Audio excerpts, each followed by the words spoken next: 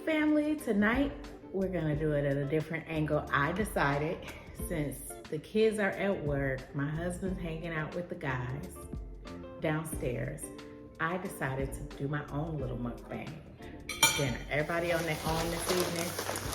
So mama, being as though we are from Chicago, we have, to me, some of the best food in the US. Argue with someone else. I'm not here for the debate. I said what I said. And I'm a fan, 10 out of 10, of, our Chicago food. Now, does every restaurant get it right all the time? Obviously not, but most do. So I haven't tried these two restaurants. They were having a special on Grubhub, so I thought, why not order a couple different options, because whatever I don't eat, trust me, somebody's gonna come home and want the food. So I ordered some Chicago style barbecue. You will find some rib tips, cut small, cut thin, and a hot link, and some fries with sauce. Yes, we put sauce on everything. So that's one option. And then it's this restaurant called Fry the Coop. I love their chicken sandwiches. It's like those Nashville chicken sandwiches, but it's something about it that A, doesn't burn your soul, and B, it just tastes amazing. So it's they call them junk fries. And what it is, oh, it looks so good. It is fries with the Nashville hot chicken. It has their Fry the Coop special sauce, their pickles, which they have like this sweet pickle, so good. And jardinere peppers. I don't even know what else is on here. But it looks delicious. It sounds good. I have tried their chicken sandwiches and I know that I'm a fan. So I said, let's get a couple different options, and you know what I'm gonna do? We're gonna chit chat. I posted a couple videos and I got a couple inboxes. So I'm just gonna do a sit down and talk and, discuss some of the questions that came about from the videos that were posted. One of the questions, and this is from the Part 3 series that I put out on my life before my husband, my current husband, with my ex, as well as, what were some of the signs that I saw, because we discussed red flags, and, we all going through something. Nobody is in a perfect situation, but, maybe they're going through some of the same struggles, and wanted to know what were some of the signs that I saw. Now, mind you all, remember I said when I met him, I was 22. I was very mature 22-year-old, but again, I was 22.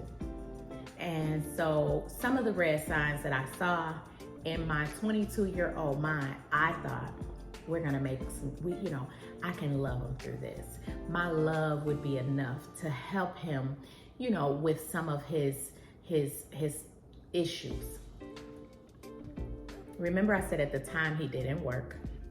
I don't know if you recall. If not, for those new who haven't had a chance to watch those videos, he didn't work, but at the time he said he wasn't working because he got injured on the job.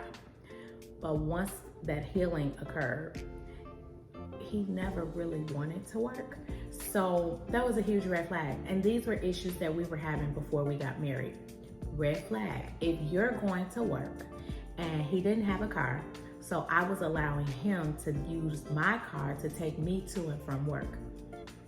I remember one time, one of his exes got my phone number somehow and called me to tell me that he was picking her up in my car. At the time, I had a white Toyota Solara. They were brand new at the time. It was sharp. And it hurt my heart, and I didn't tell my mother. I don't even know that I told any of my, at the time, my close friend, my only close friend, had friends, but my close friend who I would tell everything to was Isha. And I don't know that I even gave her or disclosed that information to her. It was embarrassing. And he made up some lie, you know, that she had come over to the house or to the building and she saw my car and he wouldn't let her in. And so she was peeping through the window and could have potentially, you know, looked at some of the things that were in my car and saw it, and that she could have done a reverse lookup on my license plate to see my name and you know, found my phone number because of the search engine on the website, whatever. He had an excuse for everything, and I wanted to believe him, you know, so I took it for what it was. I didn't have a reason in my mind at the time to not believe him. You know, he was with me every day. He was, you know, he was take me to work, pick me up, mind you, in my car. After work, he was with me all day. Why would I believe that he was cheating on me? So no, I didn't believe it.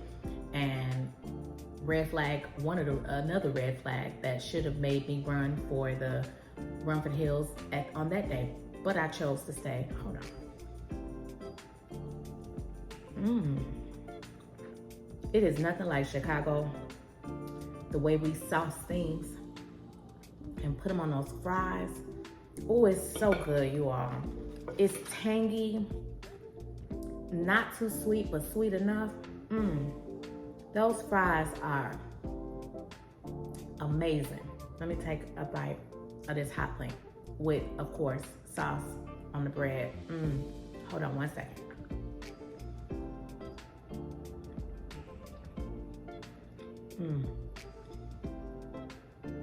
Really good.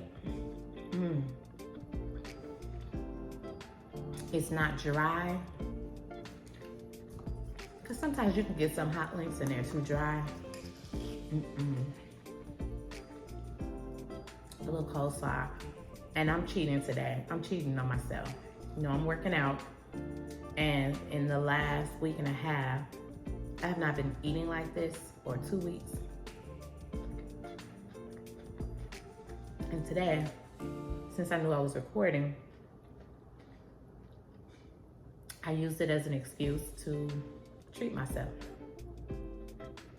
So I can show you all some Chicago food. Y'all gotta go. Oh, y'all gotta go. I'm sorry, y'all. Let me try the messy fries, chicken fries. 1 second.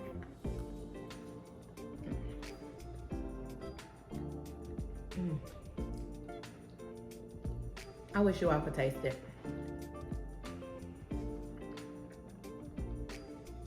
So good. I'll try to rib tip it before I do. I gotta get some napkins.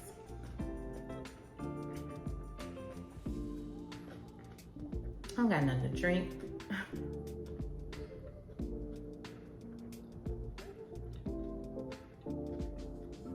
I'm gonna have to put y'all on hold.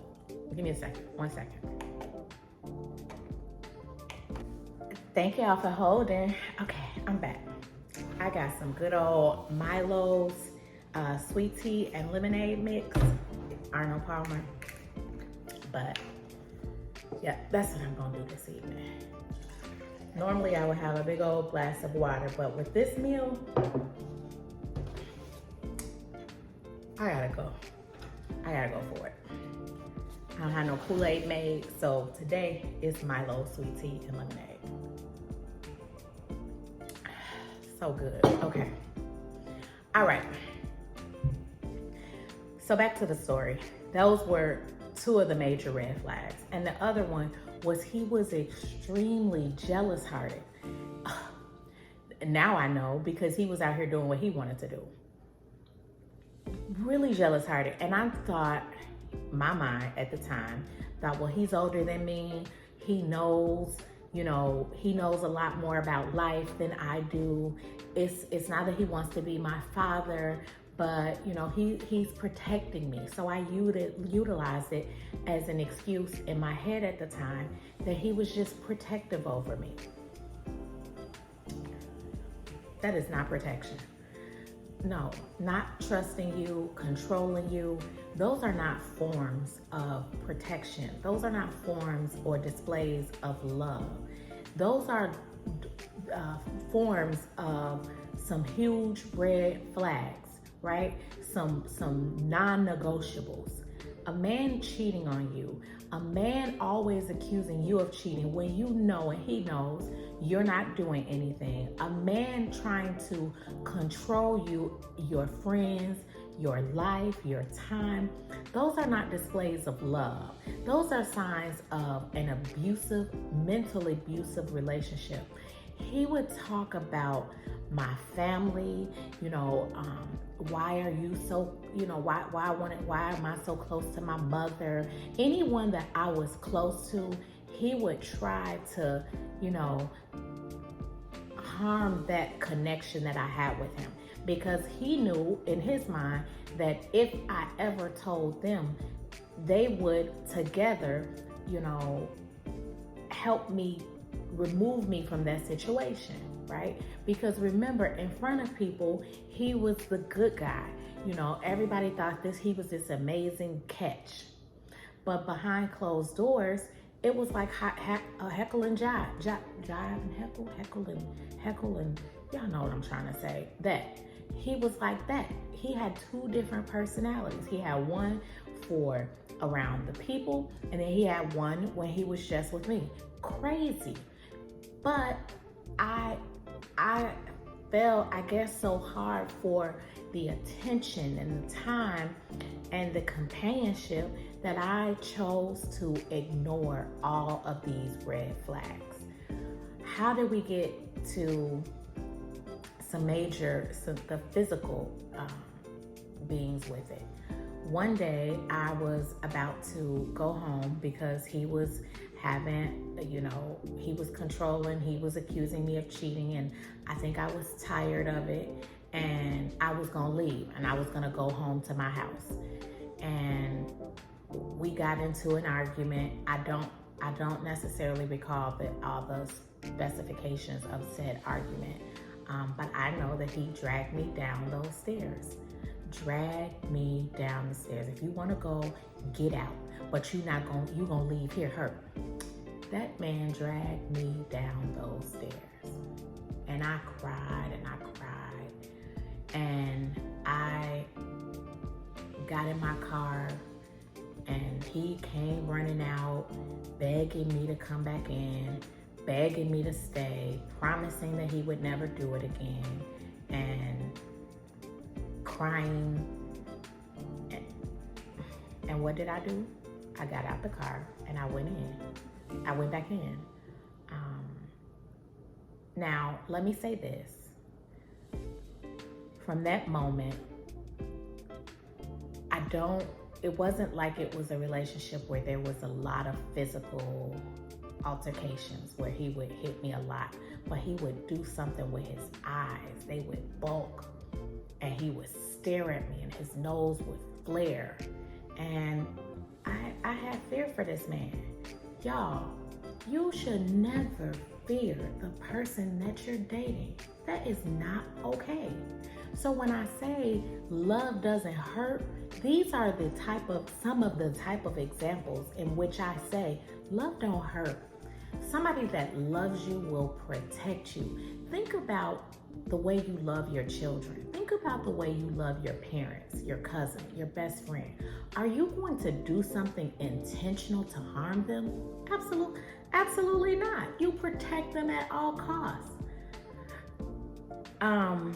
And I wish, in hindsight, I would have been strong enough or had enough pride to tell somebody, but I didn't. I kept it inside, and I guess I didn't want to tell anyone, because if I told someone and I decided to go back, which most of the time I did, how was that going to make me look? I guess that was my concern, right? One time he came to my job. I was working at a major company, and he came and picked me up, and every man that was at that company, you all, I swear, he accused me of trying to date, them trying to talk to me, just craziness.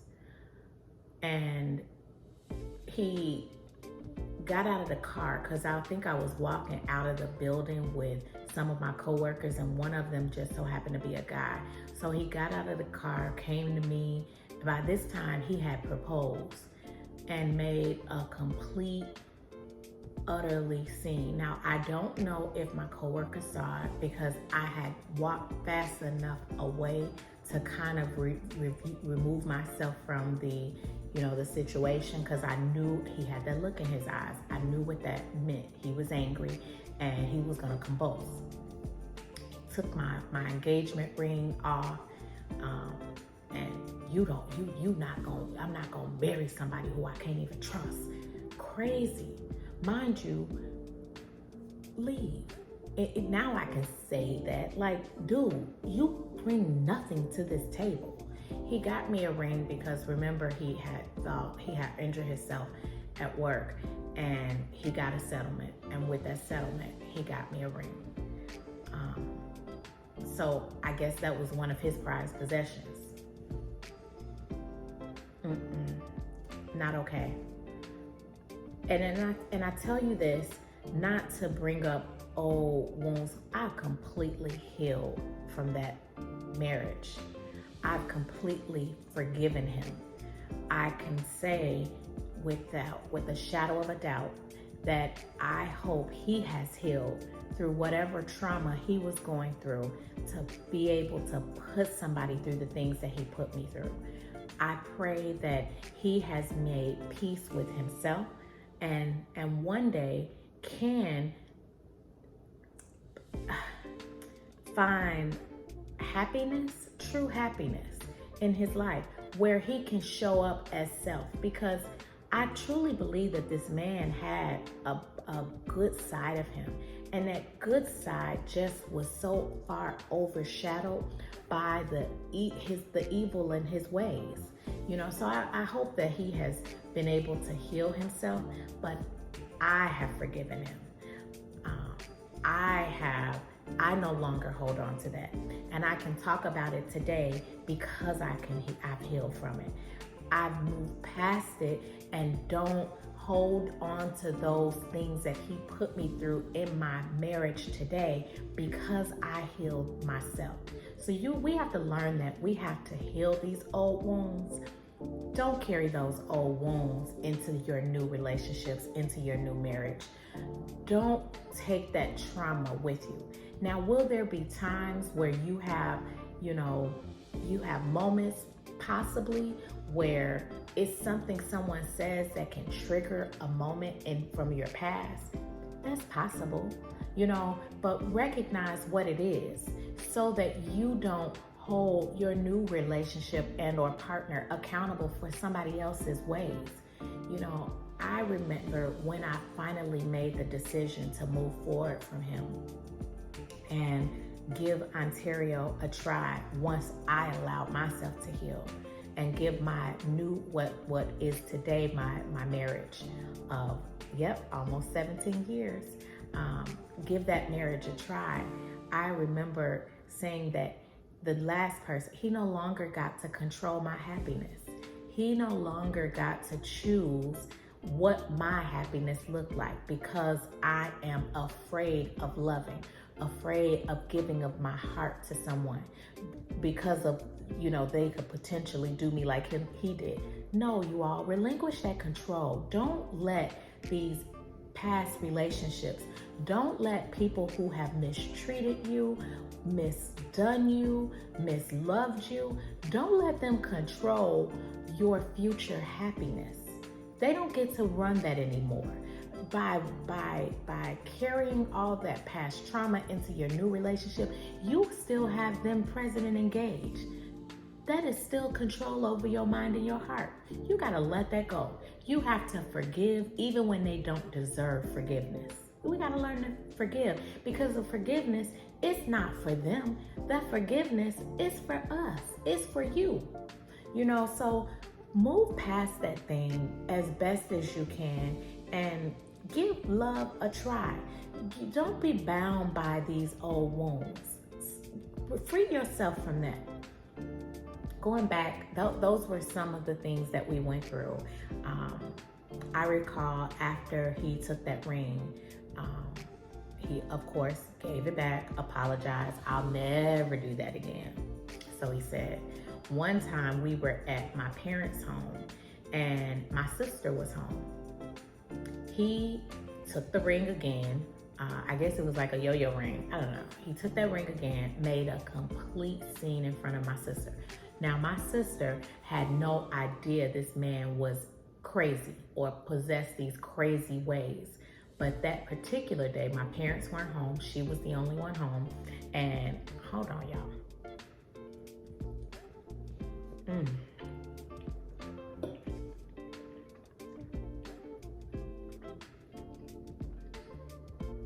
If you're in Chicago, you already know about I-57. It's so good and fresh today.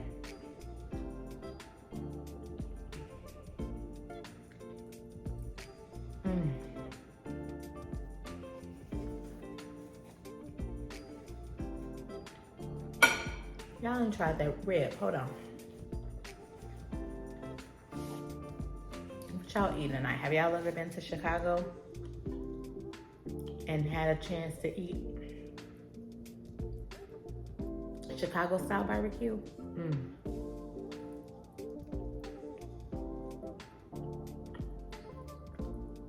If you live in Chicago, this is a sign. Go get you some barbecue tonight. Oh, it's so good.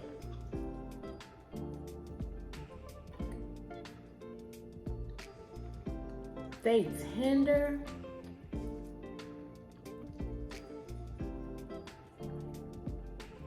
You see how easy I'm biting into it.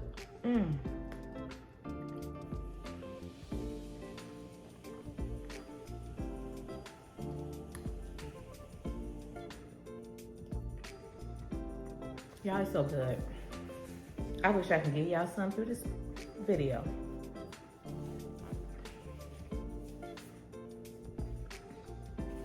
I-57 for the rib tips, cut small. Sauce on the fries, sauce on the link. I got a combo. And then fried to coupe French fries. Yeah, I guess I ordered all of this because I know that after today, it's back on the grind. I just needed a moment. And I didn't put too much on my plate, so I don't have to feel guilty.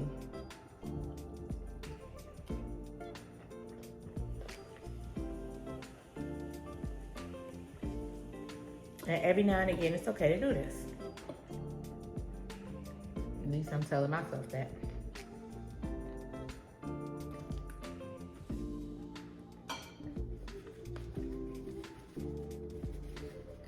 This poor napkin didn't stand a chance.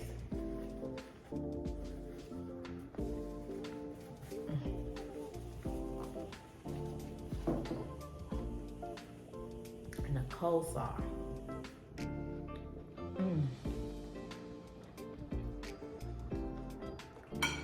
So good.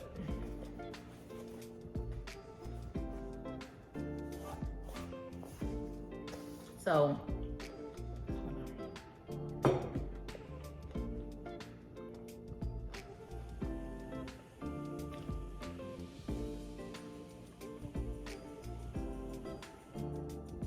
when my sister did that, when he did that in front of my sister, oh, he cut up. He cursed me out. He didn't physically put hands on me, but he cursed me out some fierce. And I got him to leave, and she just hugged me. Are you okay? Because she couldn't believe that he did this. Because remember, he never showed that side in front of people. So in this case, I had to tell my parents. And I told my mother and my godmother I wanted to call off the wedding. Now, by this point, we were close because the invitations had gone out. So this must have been, 2 months or less before the wedding. And I felt so embarrassed. And I was too ashamed about what people would think. So I went ahead and I married him. With all of these hang-ups, with all of these doubts, fears, there was even one time where we went to, I took him to one of my co-workers, because so I worked in a very close-knit, you know, we were a close-knit group. So a lot of maybe 300-400 workers in this one particular building, and we were like a work family, very, very close. They would always do things, and of course I was not allowed to participate in these activities. So I'll never forget that two things. One day, one of my coworkers, he was like, Tosh, you gotta come out. You gotta come out. Bring your guy. Because they knew he was, because remember, he would drop me off and pick me up every day. And I don't know if people thought that was cute because I was being dropped off and picked up, but I don't know that they didn't realize that was my car. And now I look at it, how could you drop me off and pick me up every day? You don't got no job? Homie had no job. So it's showing people who he was. But nevertheless, I let him come to a party. I finally said, I'm gonna go out. I invited him and one of my I had two good friends, Shay. And Shay's still near and dear in my heart. But I invited Shay to come go with me. Y'all, as suspected, he cut up. He cut up so bad and embarrassed me in front of my friend. Now we were if you're in Chicago, we call it the low end. Low end it's not a good area. It's not the safest area in the city. What area is safe like that? You know, not saying that the city is all bad, because it's not. The city is beautiful. And like any major city, you have your areas. Well, the low end is one of the areas that wasn't the best area. And it was cold. I want to say it was snowing. I got out of that car, y'all, and I was going to walk home. My friend was like, you are not, again, in my car. How I'm going to get out of my car and walk home? I got out of my car and I was going to walk home. She got out with me and she said, you're not going to do this. You're going to get back in this car. I don't know what's happening, but you're going to get back in this car. We're going to go home. And if you want, you can come back to my house with me. And by the time I got home, I was so embarrassed, so distraught, that I was just gonna go in my room and just, cry myself to sleep. Again, somebody probably smiled and said hi, and that to him meant I was cheating with that person.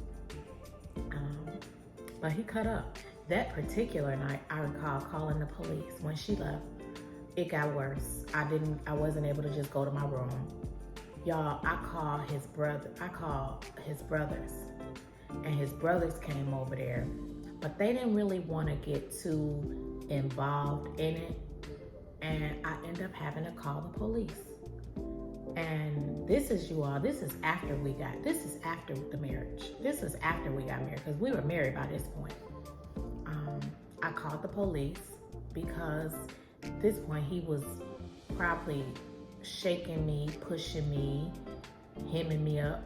So the police diffused the situation. They got him to leave they got him to leave, to calm down, to go get some air. And they asked me if I was okay. Of course, I didn't tell my parents. And somehow I let him come back. I let him come back home. Following promises again. What was the needle that broke the haystack? So remember I told you all I was pregnant, and when I was pregnant once, he pushed me, and I knew then that it was time. I had to cancel this. Y'all, this man would talk about my grandmother, who was no longer alive, who was one of the closest people to me. He would talk about my aunts, my godmother, my parents, just anybody close to me, he would talk about.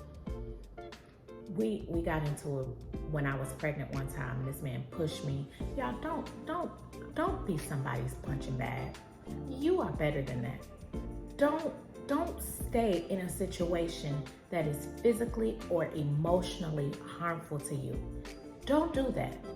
But when I got pregnant and I found out I had a girl, I said, it's no way. It ain't no way I'm bringing up my baby girl in this dysfunction. Because I don't want her growing up thinking it's okay to be somebody's punching bag. So it's my job to show her. So I was pregnant. So I started emotionally, you know how before we leave, we have emotionally gone through the breakup already. So I started going through it. My other girlfriend, you know, even though at the time I had one best friend, I still had other girlfriends, right? So my girlfriend, her mother had passed away this particular year, and she had a Christmas tree trimming party. Now, it was really hard for her because she was an only child. So, of course, I was gonna go to that tree trimming party.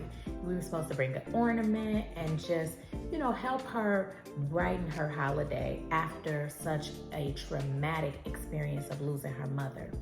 So, of course, this is after Layla. This is after Layla.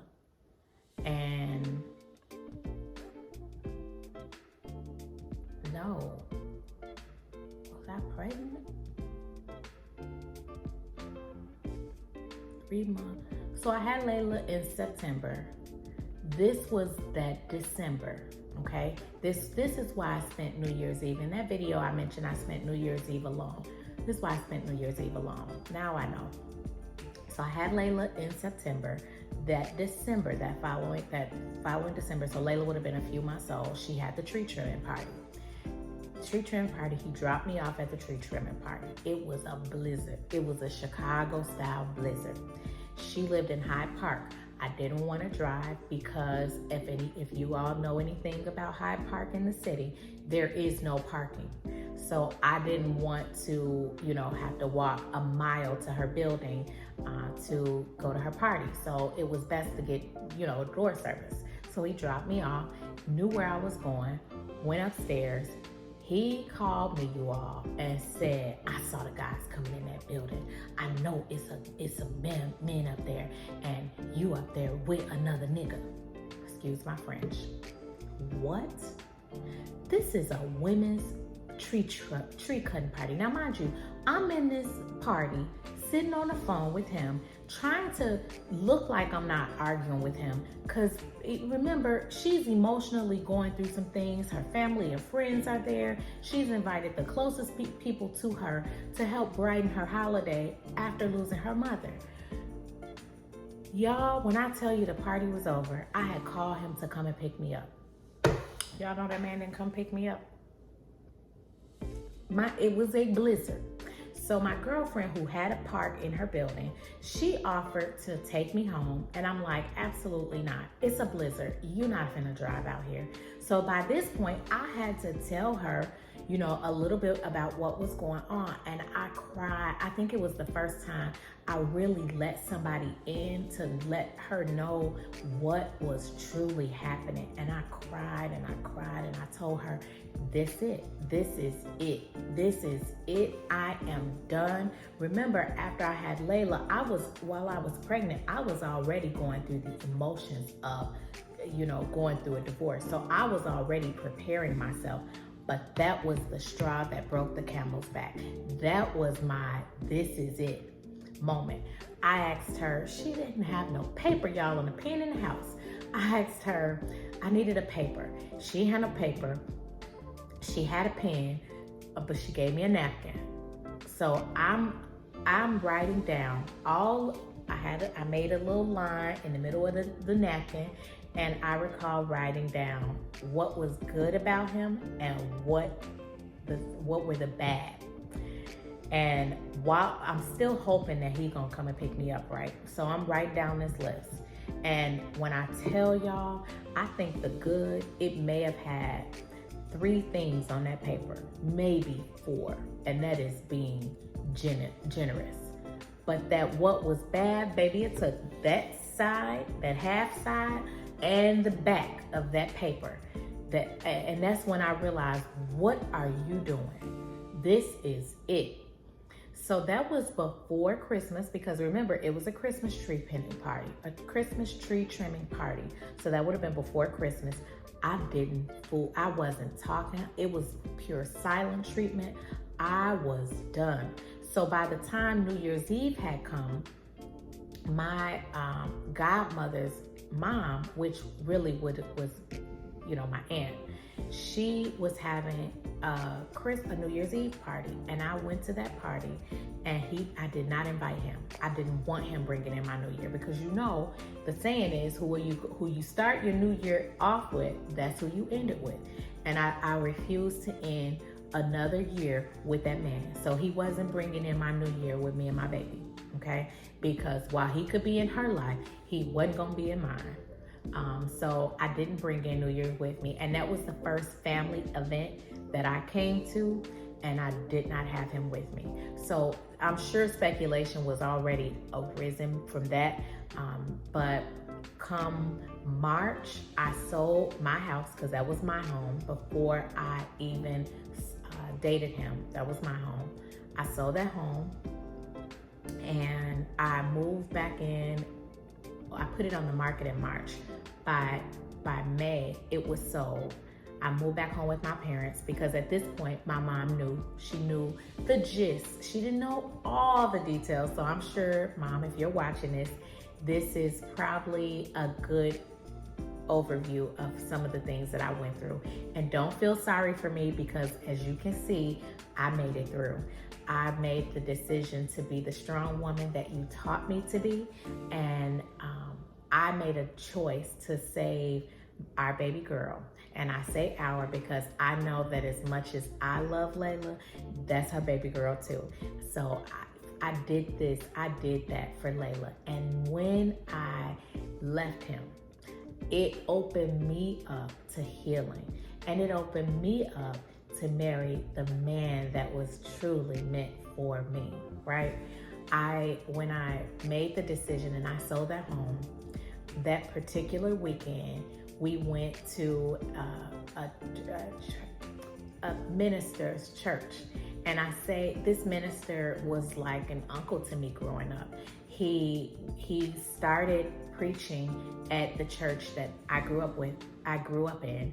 He grew up with my mother and my aunts. It was a family-like church. So they all grew up together. And he had started a church on the south side of Chicago where we live. And he was always a good speaker. He was a guest speaker when he would come to our church, back home to his home church. And so when he opened up his church out south, my mother and I said, we're gonna go to his service. And when I tell you all, that service, I will never forget it, because at that moment I felt peace in my heart. I felt peace in my decision, and I knew that God was not disappointed in me. Reverend Michael Griffin, he said, God will never mend something that he never put together in the first place. He had it speaking about a whole sermon on relationships and the relationships we forge, and all the things. And it felt like he was talking to me. He said another gem. He said, when we're going through the storm, we can't get stuck in the storm. We have to walk through the storm and know that once we get to the end, light will shine. But if you choose to stay stuck, well, you're gonna still ride it out in that storm, and you're never gonna get to the light. You gotta walk through it. And once you walk through it, you're gonna begin to see the light. But you gotta get through that ugly first. And when I tell you, those two things still resonate with me to this day. And in life, it's the truth. You cannot get stuck. You gotta walk through the storm of life and know that sunshine it don't stay bad always. But you gotta get through the parts that don't feel good, that are lonely, that are dark. You gotta get through it by walking the path. You gotta stay the course, and eventually you gonna see sunshine. So I say this to anybody who needs encouragement. I'm not telling you to go divorce your man, go leave your man and or woman. I'm not telling you that. I'm telling you the things that work for me. I'm telling you my red flags. I'm telling you when I finally let go and realized that God wasn't gonna mend that, because God never ordained that marriage in the first place. That was me on my own free will doing things that I had signs about and still choosing my way instead of his way. So I'm not telling you that that's the decision or that's the position that you are in. This is the position I was in. And once I stopped listening to what I wanted and started following the path that was created for me, my life got better. So if he did it for me, he can do it for you, you all. I'm not some, I'm not some special child of his. We're all special. We are all worthy of love. We're all worthy of a better situation. But we got to put the work in, because faith without work is dead. If you want something, write it down. I told you before, if you didn't see it, go look at another video. You want something, write it down, put it in the Bible. You want to determine if this relationship is worth it, take a piece of paper, put a line down the middle, put a list of cons and a list of good. And if those cons continue to outweigh the good, and those cons are holding your non-negotiables, you got some real tough decisions to make. But I tell you this, healing is better than staying stuck. Because staying stuck in 5 years, what's gonna change? They not gonna change. What's gonna change? You're gonna still be stuck in the same loneliness, physical abusive, emotional abusive relationship. You gotta heal from that thing. Is it gonna hurt? Absolutely. Are you gonna have some lonely days? Absolutely. But I tell you one thing, at least that pain is a pain of healing. Staying, well, that pain don't never get better. You're never gonna get over being treated in an unnatural, unhuman way. That you're never gonna get healed from that. And people don't learn from your words. You can tell them all day. People don't take action based on your words. People take action based on when it impacts them. Change something about what you do and watch the people notice. When you cut their lifeline out, that's when they see something different. Oh, it gets better, you all. I promise it does. And it's gonna hurt before it get better, but it's gonna get a lot better. Don't block your blessings. Don't block your blessings staying in a situation that you know you should have been gone a long time ago, or you know you shouldn't have gotten in anyway. But if you do, it's not too late to correct it and rectify it. And who cares what they say? Because they gonna talk regardless. Oh, that was another thing. When Ontario proposed to me, my honey, when he proposed to me, I was ashamed. Not ashamed, I was happy, but I was fearful of what people were gonna think, because I was under 30. No, he proposed we married when I was 30. So I was under 30, divorced and remarrying. What were people gonna think? Girl, who cares? Boy, who cares? Worry about you and your happiness. Let them talk. Baby, you doing good, they gonna talk. You doing bad, they gonna talk. Guess what? They gonna talk anyway. And you know why they talk? Because they're not happy in their situations. They got too much time on their hand where they get to worry about you. Let them talk. Let them say what they say. Who cares? You know why you're doing what you're doing, and that's really all that matters. Get them folks out of your business. Get them folks rent-free out of your head. And just remember, people that don't bring joy or add joy to your life shouldn't be able to take none away. If you're not a part of the reason I'm smiling, you darn sure aren't gonna be the reason you see some tears or sadness. Lesson learned. I hope you guys have a good evening. I'm gonna go rewarm this food because, as you can see, It got deep and it got real tonight. But I hope you enjoyed our mukbang and our conversations while dining or eating dinner tonight. Let me know if you have any questions. Please don't forget to comment, to like, to subscribe, and to share. And turn on your post notifications so that you are made aware of any time and every time I post my videos. Thanks again. I love you. Good night. Be blessed, my people. Be blessed.